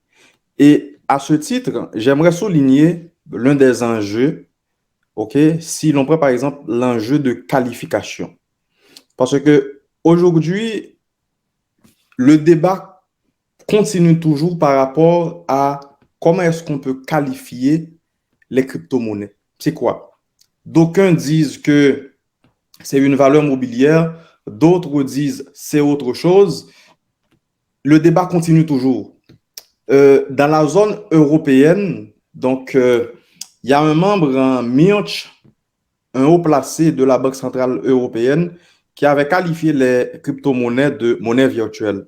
Et d'autre part, on a la Banque de France qui a qualifié les crypto-monnaies de crypto-actifs. Et toujours en France, l'autorité des marchés financiers a qualifié les crypto-monnaies d'actifs spéculatifs. Déjà, dans la zone euro, il y a plusieurs courants concernant comment est-ce qu'on peut qualifier les crypto-monnaies. Et au Canada, on a eu un document de consultation, donc 21402, donc des ACVM, des autorités canadiennes en valeurs mobilières et de l'organisme canadien de réglementation du commerce des valeurs mobilières. Eh bien, il y avait un projet d'encadrement des plateformes de négociation des cryptoactifs. Et dans ce document de consultation-là, l'emphase a surtout été mise sur une qualification de cryptoactifs, ce qui rejoint quelque part l'approche de la Banque de France concernant les cryptoactifs. Maintenant, si on arrive déjà à qualifier les crypto-monnaies, là, on pourra commencer à légiférer. Maintenant, quand on dit légiférer les crypto-monnaies, il faut comprendre aussi que la valeur des crypto-monnaies dépend en quelque sorte de la demande. Je ne suis pas économiste, mais je sais qu'il y a comme une équation d'offre et de demande par rapport aux instruments financiers. Eh bien, le Bitcoin en soi ou encore les crypto-monnaies en soi, eh bien, leur valeur dépend en quelque sorte de la demande ou encore de l'intérêt que portent les consommateurs, OK, donc aux crypto-monnaies ou encore au Bitcoin. Maintenant, si un jour on arrive à réguler les crypto-monnaies, est-ce qu'on aura tout cet acharnement? Est-ce qu'on aura tout cet engouement d'investir dans les crypto-monnaies? Or, il faut comprendre qu'après la crise financière de 2008, c'était cette méfiance que les consommateurs avaient dans les autorités centrales de contrôle qui leur avait poussé donc, à adopter les crypto-monnaies. OK, oui, il faut réguler parce que, OK, si aujourd'hui j'investis dans les crypto-monnaies et là, il y a comme un piratage, est-ce que mon argent était assuré? Est-ce qu'on va me rembourser, etc. OK, il y a tout ce risque. OK, le risque de volatilité, risque de liquidité, risque juridique, risque de gouvernance aussi. Et c'est la raison pour laquelle tantôt j'ai dit tantôt qu'il n'y a pas vraiment de désintermédiation parce que quand on va faire une transaction en crypto-monnaie, il faut nécessairement passer par une plateforme d'échange. Et là, avec tous ces risques-là, oui, on doit légiférer, oui, on doit réguler. Mais si on légifère, est-ce qu'on ne s'écarte pas de l'idée première de la création des crypto-monnaies et du coup, écarter ou encore dissiper les consommateurs de tout leur engouement pour investir ou encore pour posséder des crypto-monnaies? Donc, j'ai donné une réponse un peu mitigée. C'est parce que, oui, à un moment de la durée, il faut réguler, mais en même temps, si on régule, est-ce qu'on n'ira pas à l'encontre de tout le travail que Satoshi Nakamoto a fait et encore l'idée libertarienne même ou encore la philosophie qu'il y a derrière les crypto-monnaies? Mais M. Charles, j'aimerais... Allez-y. Oui, j'aimerais juste renchérir là-dessus. C'est qu'il faut, si on voit la crypto-monnaie, comme je l'ai dit, il y a deux éléments. La crypto-monnaie, certains voient ça comme un investissement, comme investissement, une monnaie ou tout ça. Si on voit ça comme une technologie, on peut pas réguler une technologie. Donc, il y a des crypto-monnaies, il existe des crypto-monnaies qui sont utilisées dans des écosystèmes. Si une crypto-monnaie est utilisée dans un écosystème, et le meilleur exemple que je peux vous donner, c'est au niveau d'un casino. Donc, les chips d'un casino, les jetons d'un casino peuvent être considérés comme une crypto-monnaie.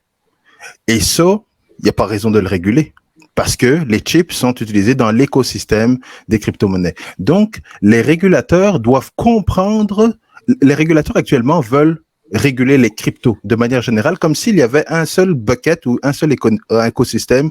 Voici, ça, ce sont les crypto-monnaies. Mais les crypto-monnaies peuvent avoir différents usages. Et donc, ils doivent comprendre la technologie, ils doivent comprendre la business ou le domaine d'affaires dans lequel est créée cette crypto-monnaie-là. Et après ça, ils vont réguler les différentes business. Mais actuellement, ils régulent juste de manière comme si tout était la même chose. Avec le temps, ce qu'on va observer, c'est qu'il va y avoir du raffinement au niveau des régulations, parce qu'on va avoir des crypto-monnaies qui sont l'équivalent de l'or, des commodités. Il va y avoir des crypto-monnaies qui sont l'équivalent de valeurs mobilières. Et là, lorsqu'on dissocie et lorsqu'on raffine au niveau des domaines d'affaires, là, on peut avoir une régulation. Mais c'est pas demain que ça va arriver parce qu'encore une fois, actuellement, les gens sont au niveau des régulateurs et même du domaine du droit, il n'y a pas encore cette compréhension, cette affinité au niveau de la technologie, le potentiel, et c'est normal. C'est une technologie qui est très jeune. Je me rappelle, j'avais été à une conférence, le droit et les crypto-monnaies, et à un moment donné, j'ai fait rire l'audience parce que j'ai demandé, est-ce qu'il y a de l'innovation au niveau du droit? Et cet élément d'innovation au niveau de la technologie, c'est quelque chose qui est bien normal. Au niveau du droit, ce que je comprenais, c'est que l'innovation n'a pas l'air d'exister ou on n'a pas la même compréhension de l'innovation au niveau du droit qu'au niveau technologique. Mais si on regarde les crypto-monnaies et certaines crypto-monnaies qui amènent des technologies comme les contrats intelligents sont le mariage entre l'informatique et le droit. Et il va y avoir de l'innovation dans cet aspect-là. Et c'est la même chose qu'on va voir au niveau des régulations. Il va y avoir un mariage justement entre la technologie et le monde de la gouvernance et tout ça, parce que tout ce monde de gouvernance, tout ce monde des régulations-là va changer également. On ne peut pas avoir une régulation pour les crypto-monnaies. Les crypto-monnaies sont internationales. Donc, on ne peut pas réguler pays par pays, là. Il faut réguler de manière internationale parce que c'est un consensus qui nous permet d'envoyer des actifs de ici au Canada, en Chine, en Russie, à divers endroits, sans que j'ai besoin de passer par peu importe qui, là, sans intermédiaire. Monsieur Quentin, j'aimerais rebondir parce que je pense que vous avez mentionné des points quand même très intéressants par rapport à la question de l'innovation au niveau du droit. Mais par exemple, je vais être en désaccord avec vous et Monsieur Charles quand vous dites que si on régule les crypto-monnaies, ça pourrait leur faire perdre de la valeur. Moi, je pense bien au contraire. Ça protégerait les investisseurs, ça donnerait un incitatif. Par exemple, on entend plusieurs cas de scandales de personnes qui perdent leurs investissements en l'espace de quelques heures. Tu sais, voir un 10 000 $, un 5 000 $ volatiliser juste comme ça, là, je trouve que c'est pas le fun pour les investisseurs, par exemple. Je sais pas Puis bien avant, j'aimerais mentionner un point que l'un de nos web spectateurs a dit. Il a dit, pour l'Afrique, nous n'arrivons pas à sortir du CFA. Peut-on encore s'embarquer dans des crypto-monnaies et aussi faire face à l'informel de nos économies? Tu sais, je comprends très bien que chaque pays a sa devise. On peut pas avoir, on peut pas avoir des réglementations genre générales, mais quand même, il y a moyen de faire quelque chose. Je ne sais pas si vous voulez me rebondir par rapport à ça. Ben, rapidement, dans le fond, je confirmerai que la régulation ne va pas faire fuir va faire fuir les investisseurs qui ne s'y connaissent pas. Mais les gens qui s'y connaissent n'ont pas, je vous rassure, n'ont pas peur de la régulation, vont même encourager les régulateurs en les éduquant sur la technologie. Et pour répondre rapidement à la question de monsieur, de la personne Ibrahim qui pose la question, oui. Les crypto-monnaies permettent de protéger l'actif d'une personne sans devoir quitter le pays. Donc, si une monnaie perd énormément de valeur, avant, elle devait justement envoyer son argent ou convertir son argent en dollars US ou dans une autre devise qui perd sa valeur moins vite que la devise locale. Actuellement, avec les crypto-monnaies, certaines crypto-monnaies permettent de opter out du système économique local, qui n'est pas un système économique qui fonctionne, et protéger son investissement. Maintenant, encore une fois, il faut que les personnes soient éduquées à savoir quelle est la bonne crypto-monnaie dans laquelle investir pour garder justement son investissement, ses actifs. Ouais, je peux intervenir? Oui, allez-y. Ouais, ben, en tout cas, moi, je ne suis pas de votre avis, donc Dara et Quentin, parce que j'ai eu comme prémisse la raison de l'avènement du Bitcoin ou encore des crypto-monnaies en 2008, qui était parce qu'il y a eu un débat autour de la cause ou encore des causes ayant provoqué la crise financière de 2008.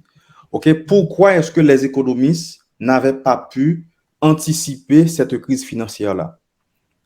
Oui, les gens, ils étaient assurés. Oui, les gens, ils étaient protégés par la loi. Par le droit, etc. Mais est-ce que tout ça a empêché la crise financière de 2008? Non.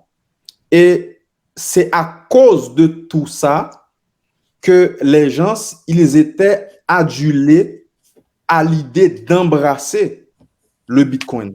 On ne va plus faire affaire avec les autorités centrales de contrôle. Là, on est indépendant. Là, on est autonome. On peut faire nos transactions sans passer par un intermédiaire. Maintenant, aujourd'hui, revenir avec cette même idée Donc, d'avoir un intermédiaire de confiance ou encore d'être régulé. Alors, le truc, c'est que, je l'ai dit au début, je suis un peu mitigé par rapport à quelle position prendre, mais dépendamment de l'angle dans lequel je me trouve, OK, je vais dire quelque chose. Si on parle de risque en réalité, OK, je dirais oui, il faut réguler. Mais en même temps, si on régule, comme je l'ai dit tantôt, l'idée pour laquelle ou encore selon laquelle les consommateurs se sont dit, bon, voilà, on va investir dans les crypto-monnaies, c'était d'abord et avant tout et fondamentalement parce qu'il n'y a pas d'intermédiaire de confiance. Et si on va dans cette ligne-là, dans cette perspective-là, et est-ce que ça ne va pas empêcher ou encore freiner l'intérêt de ces investisseurs par rapport aux crypto-monnaies? Donc, c'est là que je voulais y arriver. Merci beaucoup, Monsieur Charles, pour votre apport. Monsieur Clément, j'aimerais vous entendre. Ouais, alors, il est important de comprendre, et j'aimerais réappuyer le point de Quentin là, parce qu'il a fait un très très bon point. Il est important de comprendre que lorsqu'on parle de régulation, on parle de cas par cas. Effectivement, on a tendance à utiliser de manière interchangeable le mot crypto-monnaie avec Bitcoin. Non. La crypto-monnaie, c'est une technologie, effectivement, comme Quentin a dit. Et donc, les régulations qu'on va avoir au niveau de la crypto-monnaie vont être d'ordre générique. C'est un peu comme celles qu'on a autour d'Internet. Maintenant, dépendamment du cas de l'utilisation d'une crypto-monnaie, il y a des régulations supplémentaires qui vont être ajoutées. Et aujourd'hui, le gros des débats autour des crypto-monnaies, le gros du débat autour des régulations des crypto-monnaies sont celles dont l'utilisation est une devise. Parce que lorsque vous créez votre crypto-monnaie, le créateur d'une crypto-monnaie, c'est vous qui décidez c'est quoi que ma crypto-monnaie va servir à quoi. Et donc, dépendamment de l'utilisation que vous en faites d'autres crypto-monnaies, il y a certaines régulations qui vont s'appliquer à vous, il y en a d'autres qui vont pas s'appliquer à vous.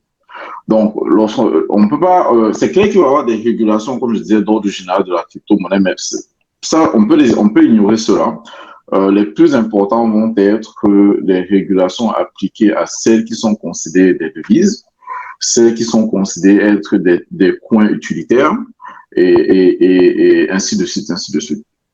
On peut par exemple prendre l'exemple aujourd'hui, il y a une crypto-monnaie qui s'appelle VeChain, qui est une crypto-monnaie qui est dans le secteur du supply chain management, qui est aujourd'hui en circulation et fonctionnelle en Chine.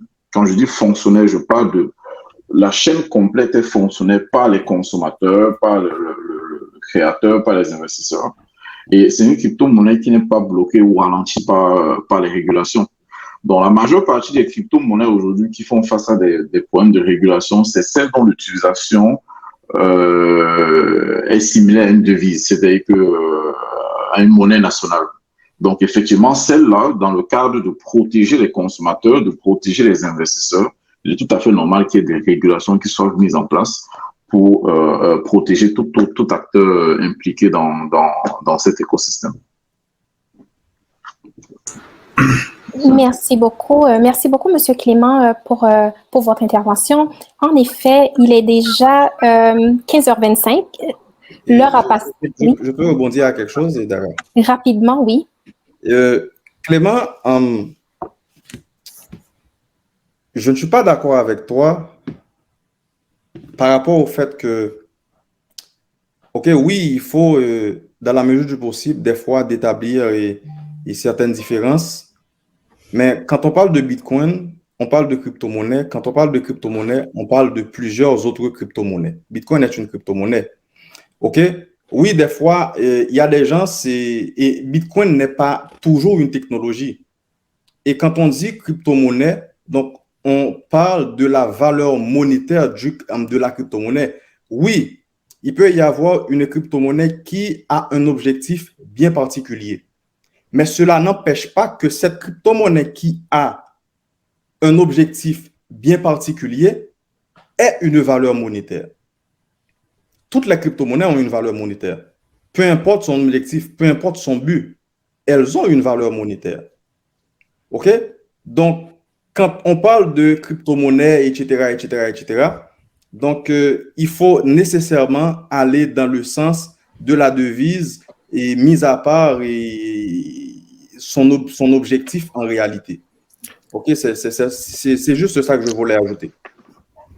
Mais si je te pose une petite question, admettons que moi aujourd'hui je crée ma crypto-monnaie que j'appelle Clément Coin. Quelle serait la valeur de mon coin Clément Coin? Maintenant, au début, ta crypto-monnaie ne va pas avoir une valeur monétaire. Au début, parce que là, on est dans la phase de création. OK. On est dans la phase de création, on n'a pas encore une valeur monétaire. Tout à fait. Mais tu admets avec moi, peu importe l'objectif que tu peux donner à ta crypto-monnaie, demain, quand je vais investir dans ta crypto-monnaie, je ne vais pas investir dans ce que fait ta crypto-monnaie. Je vais investir dans ta crypto-monnaie parce que ta crypto-monnaie a une valeur monétaire. Et justement, tu as mis un certain point. C'est exactement ça. C'est que quand tu vas investir, mais si je ne te donne pas la possibilité d'investir dans ma crypto-monnaie parce que ma crypto-monnaie est utilitaire dans un écosystème, tu n'auras pas la possibilité d'investir. Si je ne mets pas ma crypto-monnaie sur un exchange, tu n'es pas capable d'acheter ma crypto-monnaie. Si je ne mets pas ma crypto-monnaie en circulation pour tout le monde, tu n'auras pas accès à ma crypto-monnaie. Et c'est de là dont il faut distinguer les crypto-monnaies dans un secteur financier qui permettent d'investir, qui permettent d'être utilisés en moyen d'échange ou qui permettent justement de garder la valeur de son actif. Et c'est là qu'on peut avoir une régulation. Pas pas si je crée une crypto-monnaie qui peut être utilisée uniquement dans un contexte bien précis et qui n'est pas accessible à tout le monde dans le point de vue d'investir. Alors, c'est là qu'il faut faire la différence. Je m'excuse. Oui. Merci. En tout cas, on continuera la discussion, mais j'ai une réplique par rapport à ce que tu as avancé, Quentin. Alors, merci, messieurs. Je comprends que c'est une discussion très intéressante. Je comprends aussi que vous êtes très passionnés par la crypto-monnaie, mais malheureusement, l'heure nous fait la guerre. Il faut avancer. Alors, je vais faire place à mon collègue Guillaume pour la conclusion. Oui, alors je remercie infiniment Dara. Surtout, je tiens à remercier tous les panélistes pour vos interventions. On voit que on se pose des questions là, tant au niveau de l'enjeu, de bien séparer en fait le champ des connaissances. Donc, s'assurer vraiment qu'on comprenne la différence entre justement blockchain, crypto-monnaie, Bitcoin par rapport à la crypto-monnaie, les concurrents, les manières différentes dont ils se mettent ou non dans des systèmes boursiers ou pas, s'ils permettent justement de rendre monétaire leur valeur, et ainsi de suite. Donc, moi, ce que je voudrais savoir, c'est un petit mot de fin pour chacun, en une petite phrase, idéalement, là, synthèse.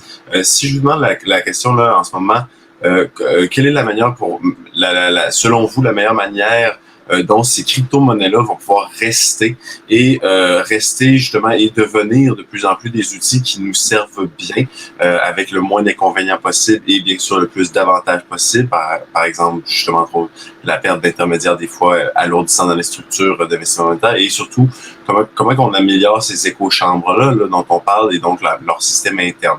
Donc en une petite phrase, tout simplement, est-ce que comment vous pensez qu'on va s'assurer d'avoir dans le futur là les crypto-monnaies? Comment qu'on s'assure qu'elles soient là pour rester avec nous d'une manière constructive?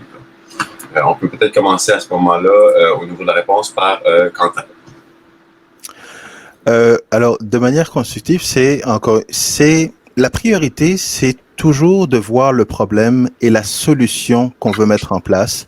Et encore une fois, il faut voir la crypto-monnaie. Beaucoup de gens voient la crypto-monnaie comme un investissement, comme d'un aspect financier, mais il faut voir ça comme une technologie. Une technologie est un outil.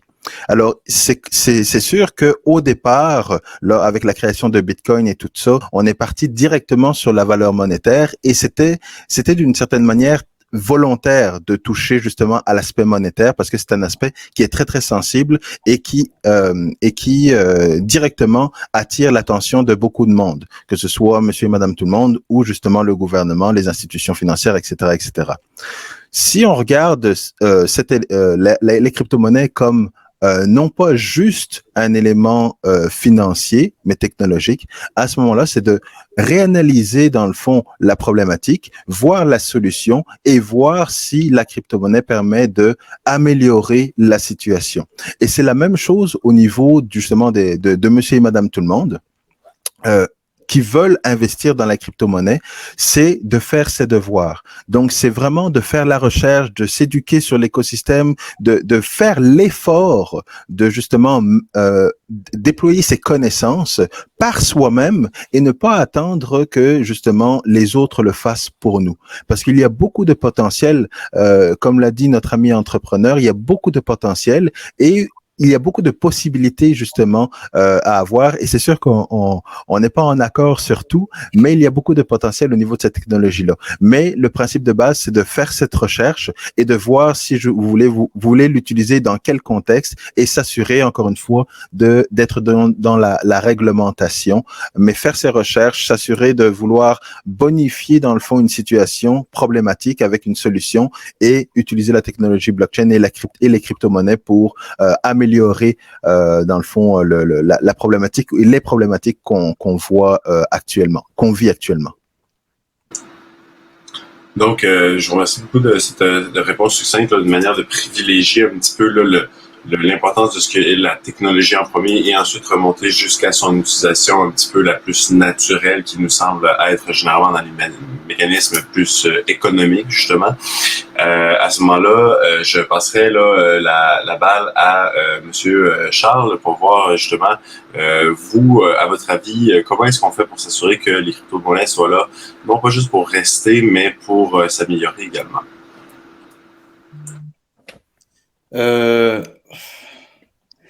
Sincèrement, je pense que les crypto-monnaies sont une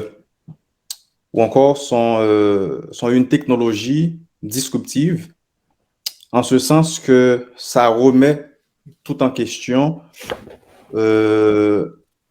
les traditions que nous connaissons tous et toutes par rapport aux institutions financières et par rapport aux autorités centrales de contrôle relativement donc aux transactions financières.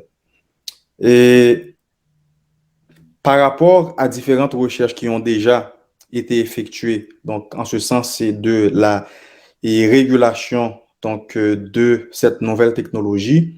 Et je vais abonder peut-être plus spécifiquement en termes de devises. Je vais prendre les crypto-monnaies en termes de devises et par rapport aux avancées que les autorités canadiennes en valeurs mobilières ont fait et aussi l'AMF. Eh bien, ces institutions, donc, elles font savoir que lorsqu'il s'agit donc de change de devise par rapport aux crypto-monnaies, eh bien, c'est comme si elles interprétaient eh bien, cette catégorie de change de devise en vertu de la loi sur les entreprises de services monétaires au Canada. Donc, c'est juste pour vous dire que de nombreuses avancées ont été faites à ce niveau-là, et que ce soit en France, que ce soit dans la zone euro avec le RGPD et aussi au Canada, donc par rapport à la loi non seulement sur les services monétaires, la loi sur les valeurs mobilières et j'ai comme oublié l'autre, mais la loi sur les valeurs mobilières et aussi la loi sur les entreprises de services monétaires. Donc, moi, personnellement, donc, en termes de régulation de cette nouvelle technologie, j'irai vers la régulation, donc surtout des plateformes d'échange, parce que nécessairement, donc pour faire une transaction, il faut nécessairement passer par une plateforme d'échange. Merci. Je vous remercie beaucoup pour cette vulgarisation, en quelque sorte, là, cette contraction succincte là, de votre perception de ce qu'on peut amener par rapport à cette technologie-là, cet enjeu-là, et surtout, là, bon, justement, la valeur qu'on continue de lui apporter. Je serais intéressé à préciser à ce moment-là, dans une question, pour refléter aussi une question qui avait été posée dans le chat, et à ce moment-là, je vais l'adresser à Clément rapidement.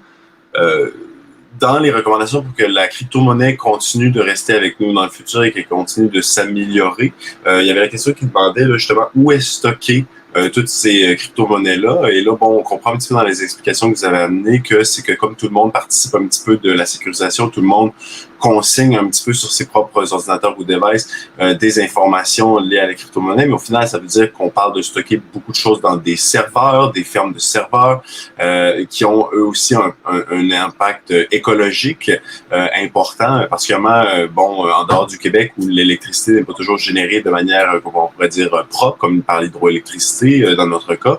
Si on parle de charbon ou de pétrole pour l'électricité, ben, ça veut dire que les serveurs qui enregistrent les données, qui stockent les données, qui permettent les opérations de la blockchain et donc des crypto-monnaies ont une empreinte écologique. Et donc, à votre avis, comment on s'assure de maintenir avec nous cette technologie-là dans le futur, considérant qu'elle a cet impact-là qui est quand même très important et donc préoccupant aussi?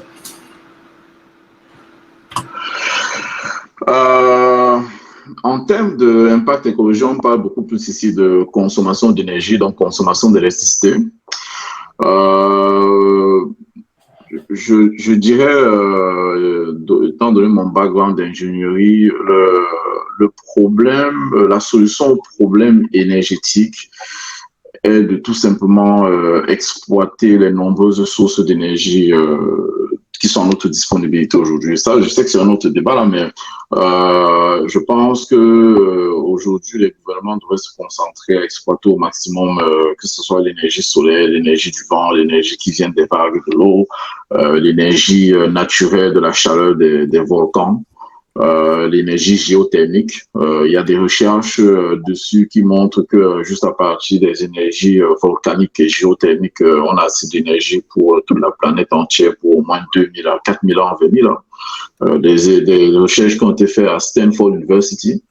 Donc, pour tous ceux qui sont intéressés par ce volet énergétique-là, moi, je les invite à aller rechercher là-dessus. Donc, au niveau énergétique, c'est clair qu'il faudrait qu'on prenne une approche énergie renouvelable, énergie sustainable energy.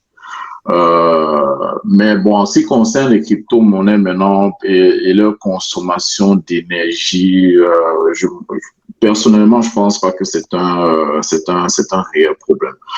Où sont stockées les données? Il faut que vous compreniez que lorsque vous créez une crypto-monnaie, donc comme j'ai dit, n'importe qui peut le créer aujourd'hui, et toutes les crypto-monnaies qui sont en circulation ont été créées par quelqu'un ou alors par une entreprise.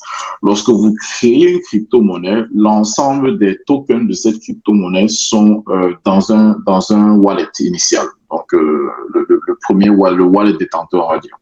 Donc, si par exemple, vous créez une crypto-monnaie qui a 10 000 tokens en circulation, 10 millions de tokens en circulation, ces 10 millions là au moment de la création, vont se retrouver dans un wallet.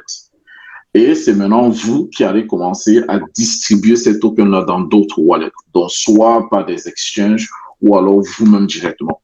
Donc, si aujourd'hui, par exemple, comme je l'ai mentionné tantôt, tout un chacun de nous aussi peut créer une crypto-monnaie sur le réseau d'Ethereum. Donc, si vous allez sur Ethereum aujourd'hui, que vous créez votre propre monnaie, ou alors même le réseau de Theta Network, pour ceux qui sont familiers avec ça, initialement, vous avez votre wallet qui contient l'ensemble de vos crypto-monnaies. Et à partir de là, vous pouvez décider, OK, moi, je vais envoyer, par exemple, admettons que vous avez des investisseurs derrière vous. Si, par exemple, vous dites, OK, moi, pour chaque 10 000 $ que je reçois d'un investisseur, je lui envoie 1000 tokens. C'est comme ça que vous commencez à distribuer. Donc, vous allez distribuer des tokens à des investisseurs qui sont derrière vous. Et ensuite, si jamais vous décidez d'aller sur des exchanges pour permettre au public d'acheter vos tokens, vous envoyez votre crypto-monnaie sur les exchanges et c'est comme ça que les tokens vont aller dans différents wallets. Donc, pour répondre à la question de où est-ce qu'ils sont stockés, les tokens sont stockés dans des wallets. Maintenant, c'est un ensemble de soft wallets et hard wallets. Un hard wallet, comme on a dit tantôt, c'est des wallets qui sont soit sur des USB-Key ou alors des hard drives. Et un soft wallet, c'est un wallet en gros qui est soit une application installée sur un téléphone ou un software qui est installé sur une machine, on va dire. Donc, c'est là-dessus que ces tokens-là sont installés. Bon, il faut voir que si vous stockez ça sur votre ordinateur, en ce moment, le wallet, c'est votre ordinateur. Donc, c'est pas un serveur de plus quelque part qui consomme. Bon, maintenant aussi, il faut voir donc que tout l'écosystème maintenant, effectivement, réside sur des serveurs. Donc, en termes de tokens, les tokens sont stockés sur des wallets qui peuvent être des hard wallets ou des soft wallets, et l'écosystème, lui, tout entier est stocké sur des serveurs, effectivement. Je vous remercie infiniment pour justement la confirmation, la précision là, par rapport à la distinction entre comment on la stocke, comment ce stockage-là justement est impacté, là, ou en tout cas impacte du moins la consommation électrique, comment qu'on peut justement peut-être s'orienter pour l'améliorer à ce niveau-là. En conclusion, parce que bon, justement, malheureusement, le temps file si vite, il y aurait encore tellement de choses à dire ce sera justement une bonne idée de peut-être reprendre là, ce thème-là d'émission plus tard, là, à un moment donné, lorsqu'on aura eu justement des nouveautés qui vont apparaître dans cette technologie-là. J'en suis bien sûr qu'on n'est pas à court de nouvelles au niveau des technologies blockchain et de la crypto-monnaie. Je poserai maintenant la question à M. Bécou, encore une fois, justement, particulièrement étant également formateur de profession, comment est-ce que, je posais la question à vos compatriotes, là, à vos collègues, justement, comment est-ce que la crypto-monnaie comment est-ce qu'on peut l'améliorer pour qu'elle soit là pour rester constructivement avec nous, mais en même temps, comment nous aussi, en tant que consommateurs, en tant qu'utilisateurs de la crypto-monnaie, on doit s'ajuster peut-être pour le futur par rapport à la crypto-monnaie. Quelle est la manière dont nous devrions peut-être, pour le futur, nous mettre à traiter et interagir avec ces outils-là, à votre avis? OK, merci pour le temps qui m'est imparti. Regardez, c'est simple. On parle d'économie disruptive, etc., ou des changements qui s'opèrent autour de nous. Le plus grand virus de notre temps aujourd'hui, c'est l'ignorance. Ignorance, ce n'est pas une insulte, c'est quand on ne connaît pas quelque chose, on est ignorant là-dedans. Tout un chacun de nous ici, on est ignorant dans quelque chose parce qu'on ne le connaît pas. Quand les cartes Visa, quand Visa était arrivé, beaucoup de gens ont dit Visa, non, mon argent est moi, mon argent sous mon matelas, mon argent, etc. Ceux qui ont compris, ils ont investi dans Visa. Aujourd'hui, ils ont assuré pour des générations leur héritage. Je fais partie d'une économie, nous sommes tous partie de l'écosystème de façon générale. Le lait, que on consomme le lait, quand on mange la viande, quand on construit, on prend de sa voiture, etc. On participe en tant que consommateur à cet écosystème-là. Donc moi, ma question, mon interrogation, c'est que je ne peux pas être tout le temps. Il y a un de mes amis qui dit soit vous êtes le marteau ou vous êtes le clou. Le marteau, son rôle, c'est de cogner sur le clou pour le rentrer dans le bois. Donc, soit on est marteau ou on devient on reste le clou. Ça veut dire concrètement quoi? Alors, il y a des changements qui s'opèrent autour de nous. Est-ce que je peux investir dans ne serait-ce que le 0,00 quelque chose de l'ensemble de la production de lait sur la planète? Ou bien je décide d'être juste de travailler de ma force tous les jours et de dépenser sans aussi profiter ne serait-ce que d'un petit retour? On parle de crypto-monnaie, on parle de blockchain. C'est une nouvelle économie qui a commencé. Moi, je convie tout un chacun, ne serait-ce que par curiosité ou par intérêt, de pouvoir mettre un pied là-dedans. Et ça passe par l'éducation aussi du côté des consommateurs et aussi des gens qui nous fournissent ces services-là.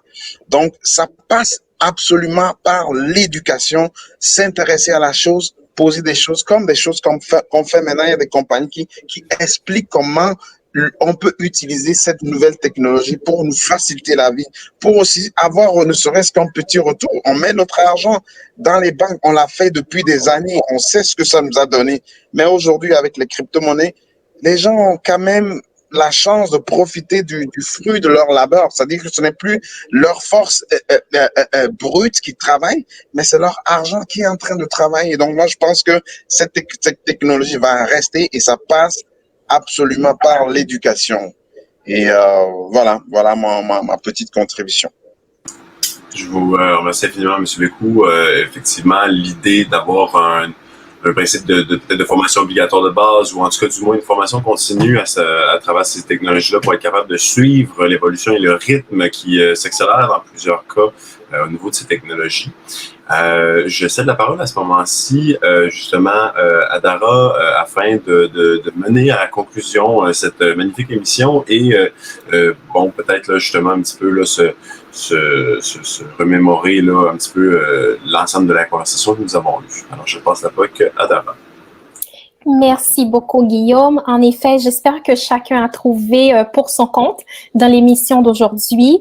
Alors, ça a été un débat très instructif, je dirais beaucoup plus pour ceux qui regardent de loin la crypto-monnaie. Ceux comme moi, là, on regarde de loin, on est quand même intéressé, mais là, on dit peut-être qu'il faut se lancer. Mais à ce propos, un point très important que j'ai retenu de toute l'émission que vous tous avez accentué également, c'est la question de la formation, de l'éducation. Il faut vraiment s'informer, savoir comment est-ce que ça fonctionne, les crypto-monnaies, avant d'investir. Alors, chers spectateurs, merci beaucoup d'avoir été des nôtres aujourd'hui. Chers intervenants, merci d'avoir répondu à notre appel pour participer à l'émission d'aujourd'hui. Comme dit tantôt, ça a été un débat super instructif. Alors, merci beaucoup de votre présence. Je remercie mon collègue. Alors, on s'applaudit. Voilà. Bien fait, Monsieur Vico. Je remercie également mon collègue Guillaume. Ça a été sa première fois comme, je veux dire, un présentateur à l'émission d'aujourd'hui. Merci beaucoup, Guillaume. Merci. Et également, je remercie tous nos partenaires. Merci beaucoup pour votre support à Diaspo Interaction. Et je dis salut à Florent qui nous regarde aujourd'hui. Salut Florent, coucou. Alors, merci tout le monde. Ça a été un plaisir d'être avec vous aujourd'hui et on se donne rendez-vous pour une prochaine émission. Merci beaucoup.